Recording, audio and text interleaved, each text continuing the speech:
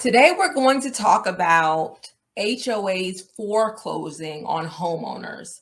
Typically, they're going to be foreclosing because of failure to pay fines or failure to pay assessments. So let's watch and let's talk about it. Where they go from here. Denver 7's Micah Smith spoke to one of those homeowners who says she is struggling to get by. After 17 years of living in her Green Valley Ranch home, Monica Villela says her family was kicked out 3 weeks ago. The new owner showed up. Villela says her family paid their mortgage on time for nearly 2 decades. But her mortgage company wasn't behind the foreclosure. It was her Metro District, or a government entity that performs homeowners association duties. They were making a lot of fines for anything, trash, leaving the trash can outside, and a lot of fines, $50, $100. So they went up to $8,000. Villela couldn't pay the fines, but says she had no idea that could lead to foreclosure. HOAs have. All right, so let's talk about this really quickly. So when you move into a community that has an HOA, they're going to have you sign at closing that you are aware that you are buying into an HOA and that you agree to the covenants and the bylaws of that HOA. So it's very important. I'm going to tell you a video you should watch next, but it's very important for you to get prior to you either making an offer or during your due diligence period. You want those HOA documents so you can review them. I know that a lot of people say they don't want HOAs. However, it kind of limits the properties that are available, especially in this low inventory market, where you may have to at least consider a home in HOA. You want to get those documents ahead of time to see, okay, what are the fines? What are the assessments? What do I have to do? What happens if I don't maintain my yard? Can the trash can be seen in the front of the house? Because when you're coming from a rental community, you're not used to all of this because a lot of these things are handled for you. But it could be as simple as you get excited that you're getting a house and your kids can play basketball in the front of your house, and you can't leave the basketball hoop in your driveway. There are things like that in HOA. I have children, they play, one of our neighbors rolls the basketball hoop into the cul-de-sac, and then at night they roll it back out of sight. One of our HOA rules is that the basketball hoop cannot be out, long term. It can be out while you're playing it, but for you to leave it there every day, you would get a fine. And when you get these fines, it may be just $25, then $50, because they're trying to get you to move the basketball hoop. And you don't move it. Not only are there fines, but then there are late fees on those fines. And then they accumulate to a certain amount. This lady, she was paying her mortgage, but she had all these fines that were building up. And because she did not pay those fines, that's what had them be able to probably put a lien on her house first and then to foreclose. So let's listen up to what they have to say next. Broad powers for collecting assessments. They can put a lien on a home, and those liens can actually take precedence over even a mortgage. Director of Denver's Department of Housing Stability, Britta Fisher, has heard from many families like Villa's facing HOA-related foreclosures in Green Valley Ranch. Of the 119 HOA foreclosures that happened in 2021, 50 were in one HOA that is located in Green Valley Ranch. We reached out to that HOA, Master Homeowners Association of Green Valley Ranch, and the Green Valley Ranch Metropolitan District to ask them about this. I don't have the authority to comment. But we are still waiting for calls back. I'm shocked. I didn't know that an HOA could do that. Rhonda Haynes-Belen is Villa. Okay, we're going to stop the video here, and I'll put a link to the video below so you can watch the entire thing. But again, the first thing they'll do is probably send a warning. The second thing they'll do is assess you some kind of fine. And what happens is, I live in an HOA community, and I'm going to have you watch the video next about tips before you move to an HOA.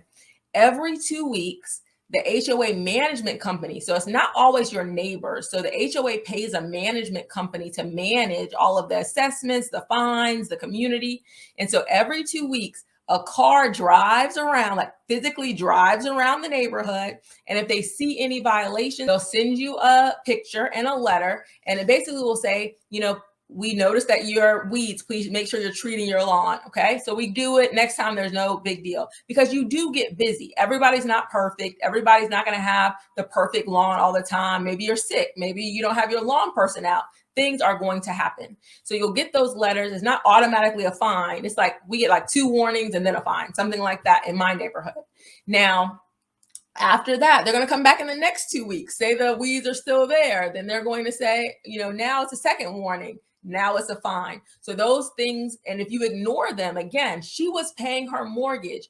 And it depends on your state to see if the HOA has the ability. In almost all areas, HOAs have an ability to put a lien on your house. I know that for sure, because otherwise the HOA would have no power. What would make people, do what the things, what the HOA says if they couldn't put a lien on your house? So at the minimum, they're probably able to put a lien on your house. And I'll tell you a story about an HOA closing that I went to where the seller had a lien. So they put a lien on your house first, and then if it escalates, you still don't pay, and they'll put in their lawyer fees and they'll put in other fees to the point where you're still paying your mortgage, but then they foreclose on your house. And that lady, the lady in this story, she was already kicked out of her house. They evicted her, and then the HOA now owns the home. I think they settle it with the bank and they put it back on the market, for sale. So you have to be very cautious when you're moving into HOA communities to make sure that you're willing to abide by those rules. And I know a lot of people, to me, you have 2 types of clients: either absolutely no HOA, and then there's yes, an HOA, and then you have the people who aren't aware of what an HOA really is. And then I think those are the people who are buying in these communities, and they're shocked by how many fines and different rules that the HOA has. So let me tell you a quick story about a closing that I had with a seller who had a shed, and the shed was not an approved shed. You could see the shed from the street. So a lot of HOAs don't want you to see different things from the street. If you have it, behind your house where it's not visible from the street, then it's usually fine. But this shed that the homeowner purchased, they could see from the street. And so he was getting a fine for this shed. Maybe it wasn't the right color. Maybe it wasn't the right type of shed. I'm not sure. But my client, the buyer, was buying this house, and his fines were accumulating. They had a lien on the house. He had to pay off the liens before he could sell the house to my client. So at closing, now this shed might have been about $3,000 or so. It wasn't a huge shed, just where you keep your tools and landscaping equipment, maybe some boxes, that sort of thing. That shed, the amount of fines had accumulated to $18,000. So when he was selling the house, in order to give my client clear title, he had to pay $18,000 at closing, so from his proceeds, in order to get the lien off of his house, and so that he could sell it to my client without having, that cloud on the title. So it's very important that, before you agree to buy in an HOA community, that you're aware of the rules, and then that you're aware of how they can impact you. Like worst case scenario is probably foreclosure. It varies by state. This example was in Denver, but it's not uncommon. Like Denver's not, the only area that does this. So you want to make sure that you're aware of what the penalties are, the fines are, and then is that something that you could work with, or is that going to be too restrictive where you need to make sure you're not in an HOA community? So I have 2 videos I want you to watch. One video I did was about fences. And so you have zoning laws, like, regular laws, and then you have HOA. So I did one where the lady was in an HOA putting up a fence, and she got fined for that. And then another community that didn't have an HOA, where the neighbor did like this crazy fence. So I want you to watch that. And then I have your tips before you buy an HOA, what you need to be doing before you agree to live in an HOA community. I hope this was helpful. Please put your comments. I'm sure you have a lot of them. Please put your comments